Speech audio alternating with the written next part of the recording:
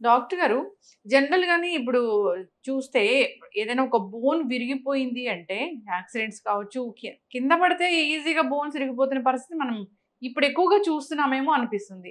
Bones పెలుసు బారిపోవడము అనేది ఎక్కువగా ఈ మధ్య కాలంలో కోవిడ్ తర్వాత కనిపిస్తుందని అంటున్నారు. వాస్తవమేనా అది? ఆహ్, చెప్పాలంటే మేము చదువుకుని ఒక 35 సంవత్సరాలు, 40 సంవత్సరాల క్రితం మేము పీజీలుగా ఉన్నప్పుడు మేజర్ యాక్సిడెంట్ అయింది అంటే ఒక కాలో, ఒక చెయ్యో విరగడం అలా ఉండేది. గడిచిన 2 దశాబ్దాల్లో కూడా చూసుకుంటుంటే యాక్సిడెంట్ అయింది అంటే కనీసం 4, 5 ఎముకలు ఇరిగొస్తున్నాయన్నమాట. హ్మ్. మెయిన్ కారణం ఏంటంటే ఆల్కహాల్ సేవించి డ్రైవ్ చేయడం, ర్యాష్ డ్రైవింగ్, ట్రాఫిక్ సెన్స్ లేకపోవడము, సెల్ ఫోన్ మాట్లాడుతూ మొబైల్ మాట్లాడటం, last but not least roads, bad roads and high velocity vehicles. అంటే ఈ చూడండి ఇవన్నీ కూడా టూ వీలర్స్ కూడా ఇప్పుడు 200, 350 సీసీ. మా చిన్నప్పుడు ఏంటి ఒక లోనా, ఒక సువేగ అలా లేకపోతే ఒక వెస్పా ఇటువంటి ఉండే ఆ రోజుల్లో. అవును. ఇప్పుడు ఏంటన్నీ కూడా ఈ వెహికల్స్ పెద్ద పెద్ద vehicles two wheelers 350 CC, 500 CC అనమాట. హ్మ్. అవి ఏంటంటే యువత అనేది జోష్‌లో ఉంటారు. హ్మ్. నేను వాళ్ళతో పనిచేస్తే ఆ ఏజ్ అటువంటిది. హై లెవెల్స్ ఆఫ్ అడ్రినలిన్ అనమాట. ఆ చిన్నప్పుడు మేము కూడా అలాగే హ్మ్. స్పీడ్‌కెళ్తే బాగుంటుందని చెప్పి ఉండేది. బట్ మేము డే టు డే ఈ యాక్సిడెంట్ చూస్తాం కాబట్టి మేము కొంచెం స్లో అవుతాం అనమాట. వాళ్ళకి అది తెలీదు. యాక్సిడెంట్ అయ్యే వరకు కూడా హ్మ్. చాలా మందికి పిల్లలకు తెలీదు. ఓహ్! యాక్సిడెంట్ అయితే ఇంత దారుణంగా ఉంటుందా పరిస్థితి అని చెప్పేసేసి. ఈ కారణాలతో పాటు మెడికల్ కారణాలు ఉన్నాయి. ఒకటి ఈ మధ్య కాలంలో వచ్చే డెర్మటాలజీ ప్రాబ్లమ్స్ కానివ్వండి, ఎలర్జీ సంబంధించి గాని, లేదా ఈ ఆస్తమా ఇటువంటి వాటి వల్ల ఏంటంటే దురదృష్టవశాత్తు మన మెడికల్ షాప్స్‌లో ప్రిస్క్రిప్షన్ లేకుండా మందులు అమ్మేస్తా ఉంటారు. హ్మ్. ఈ స్టెరాయిడ్ మందులు. ఇమ్మీడియేట్ యాక్షన్ కావాలి అంటే వజ్రాయుధంలాగా స్టెరాయిడ్ మాత్రలు వాడేస్తా ఉంటారు. ఇప్పుడు కూడా స్టెరాయిడ్స్ డాక్టర్ గారి పర్యవేక్షణలో ఒక పరిమిత కాలంలో వాడాలి. హ్మ్. కాకుండా ఇది పలానా సు చాలా చూస్తాం. ఇంటి పక్క ఎవరికో నొప్పొస్తుంటే కాలు నొప్పొస్తా ఉంటది. కాలు నొప్పి వచ్చిన వెంటనే వాళ్ళు ఏం చేస్తారంటే ఎవరి దగ్గరికి వెళ్తారు. హ్మ్. వాళ్ళు వెళ్తే వాళ్ళు పెయిన్ కిల్లర్‌తో పాటు స్టెరాయిడ్ ఇస్తారు. అవును. బాగా పనిచేస్తుంది. వాళ్ళు ఏదో టైంలో నాకు కూడా మోకాలు నొప్పి వచ్చిందని ఇంటి పక్కల చెప్పారనుకోండి. హ్మ్. ఇదిగో పలానా డాక్టర్ గారు ఇచ్చారు వాడండి అంటారనమాట. ఈ మాత్రలు చీటి పట్టుకెళ్ళి ఆ షాపులో అడగగానే వాడిస్తాను. హ్మ్. తగ్గిపోతుంది కదా! ఇనీషియల్‌గా బాగానే ఉంటుంది. కానీ ఏం చేస్తున్నారు నాకు నొప్పి వచ్చినప్పుడల్లా కూడా నొప్పి ఫ్రీక్వెన్సీ పెరుగుతా ఉంటుంది. హ్మ్. ఫ్రీక్వెన్సీ పెరిగే కొద్దీ కూడా మాత్రలు తీసుకోవడం యొక్క హ్మ్. ఈ నంబర్ ఆఫ్ టాబ్లెట్స్ కూడా పెరుగుతా ఉంటాయి. హ్మ్. ఎప్పుడైతే పరిమితి లేకుండా ఈ టాబ్లెట్స్ టైంలో తీసుకుంటామో ఎముకలు గుల్లబారిపోతాయి. హ్మ్. అంటే మీకేమవుతుందంటే మామూలుగా ఎముక గట్టిగా ఉంటుంది. చాలా గట్టిగా ఉంటుంది ఎముక. అటువంటిది ఎప్పుడైతే స్టెరాయిడ్స్ తీసుకున్నామో అది గుల్లబారిపోయి మనకి ఎగ్ షెల్ అంటాం కదా! ఈ పెంకు కోడిగుడ్డు హ్మ్. పెంకు లేకపోతే మనం వేయించిన పాపడ్ ఏ విధంగా పిడుసు హ్మ్. పారిపోతుందో అలా ఉంటాం. గట్టిగా నొక్కితే ప్రెస్ అయిపోతుంది. హ్మ్. ఇంకోటి ఈ మధ్య కాలంలో ఈ ఎముక బాగా పిలుసుకోవడానికి కారణం ఏంటంటే ఒకటి ఆల్కహాల్ కన్జంప్షన్. ఈ ఆల్కహాల్ కొంచెం చిన్న వయసు నుంచే తాగడం. హ్మ్. తర్వాత జంక్ ఫుడ్ ఒకటి, ఏరేటెడ్ సాఫ్ట్ డ్రింక్స్, ఇంకా చెప్పంటే ధూమపానం. హ్మ్. దీంతో పాటు వైటమిన్ డి డెఫిషియన్సీ. హ్మ్. Vitamin D deficiency. హ్మ్. ఇంతే కాకుండా ఇంకా మనకు తెలియక సైలెంట్‌గా డ్యామేజ్ చేసేది ఏంటంటే అన్‌వాంటెడ్ హిస్టెరెక్టమీస్. హ్మ్. చాలా మందికి ఈ స్త్రీలలో బ్లీడింగ్ ఎక్కువ అనగానే వాళ్ళకో భయం. హ్మ్.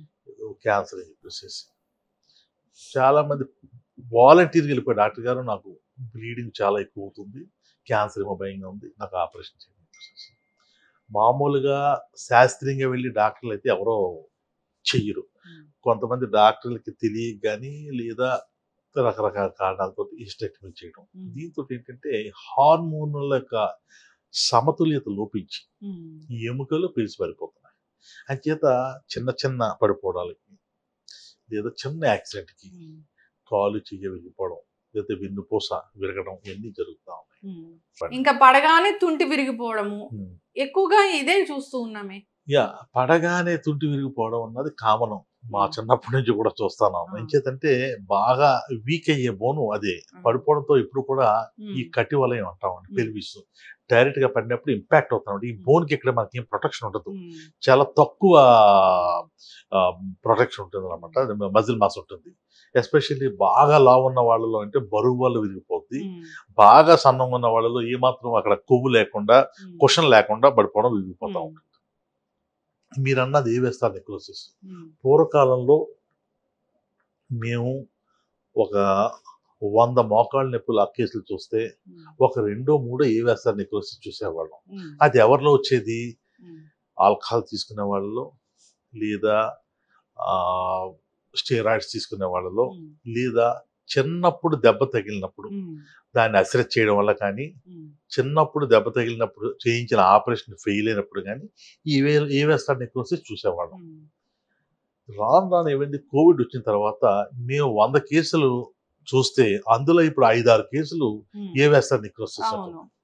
ఎందుకు అని చెప్పి రిట్రోస్పెక్టివ్గా స్టడీ చేస్తే, ఈ కోవిడ్ మహమ్మారి వచ్చిన తర్వాత ఉమ్, అప్పుడు డాక్టర్స్కి అప్పుడు ఏంటంటే మెయిన్ ప్రతి వాళ్ళకి కూడా పేషెంట్ని ఎలా బతికించాలని అవును. చూశారు తప్ప స్టెరాయిడ్స్ని ఇంత విచ్చలవిడిగా వాడడం వల్ల వచ్చే కాంప్లికేషన్స్ ఏంటని చూడాల. ఉమ్, ప్రతి వాళ్ళు మీకు చూసే ఉంటారు అప్పుడు అవును. కరోనాలో ఎలా ఉంది, ఈ పేషెంట్ బతికితే చాలు, అంతే. ఏవైపోయినా పర్లేదు ఉమ్, అన్న స్టేజ్లో అంటే పేషెంట్ని సేవ్ చేయడానికి అది డాక్టర్తో పాటు నాకు లేదు. ఇంకేంటంటే ఆ రోజుల్లో నీడ్ ఆఫ్ ద అవర్ ఏంటంటే ప్రాణం కాపాడడం, ఉమ్, స్టెరాయిడ్స్ని అధిక మోతాదులో ఇవ్వడం అన్ని ఉమ్, చూసారు తప్ప దాని యొక్క కాంప్లికేషన్స్ లేకపోతే సిక్వెల్ అంటాం దాన్ని, ఉమ్, ఇలా వస్తుందని చెప్పి ఎవరు ఊహించలేదు. ఉమ్, సో ఇన్ఫ్యాక్ట్ నేను తెలుగు రాష్ట్రాల్లో ఫస్ట్ అంటే నేను నోటిఫై చేసేది, చాలా మంది నోటిఫై చేస్తుంటారు, చాలా మంది బయట చెప్పలేదు, కానీ నేను నోటిఫై చేసి ఉమ్, సాక్షిలో అనుకుంటానండి ఇది, ఉమ్, నేను ఒక పెద్ద ఆర్టికల్ కూడా రాశాను. ఉమ్, తుంటి సమస్యలు ఎక్కువ అవుతాయి అని ఉమ్, చెప్పేసి ఒక